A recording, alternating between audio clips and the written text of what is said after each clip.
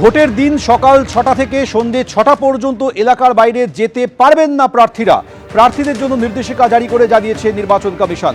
আর কি নির্দেশিকা রয়েছে জানবো, আমাদের সঙ্গে টেলিফোনে রয়েছে প্রতিনিধি অনির্বাণ বিশ্বাস।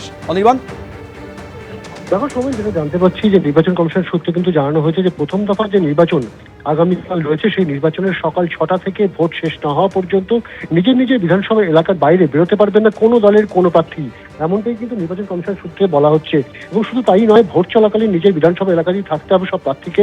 কোনো রকম বিশৃঙ্খলার সৃষ্টি করা যাবে না, গন্ডগোলে জড়ানো যাবে না। নির্বাচন যাতে সুষ্ঠু ও শান্তিপূর্ণ হয় সেদিকে কিন্তু নজর রাখতে হবে। এবং গণতান্ত্রিক পরিবেশে মানুষ যাতে নিজের ভোটাধিকার প্রয়োগ করতে পারে তার জন্য রাজনৈতিক দলগুলোর বেশ কিছু দায়িত্ব রয়েছে, এবং সেই দায়িত্বের কথাই কিন্তু মনে করিয়ে দেওয়া হচ্ছে নির্বাচন কমিশনের তরফে। ফলত অনেক সময় দেখা যায় যে এক এলাকার প্রার্থী অন্য এলাকায় চলে যাচ্ছেন এবং তিনি বিভিন্ন রকম গন্ডগোলে জড়িয়ে পড়ছেন, সেই জিনিস যাতে না ঘটে নির্বাচন কমিশনের তরফে। এর পাশাপাশি তোমাকে জানিয়ে রাখবো যে 294 জন আরো ট্রাভেল ব্লগার যারা রয়েছেন তাদেরকে নিয়ে কিন্তু রাজ্য পুলিশকে সতর্ক বার্তা পাঠানো হয়েছে নির্বাচন কমিশনের তরফে। অবিলম্বে তাদেরকে কিন্তু আগামীকাল ভোটের আগে তাদের বিরুদ্ধে ব্যবস্থা নিতে হবে, এই মর্মেও কিন্তু নির্দেশিকা জারি করা হয়েছে নির্বাচন কমিশনের তরফে। ধন্যবাদ।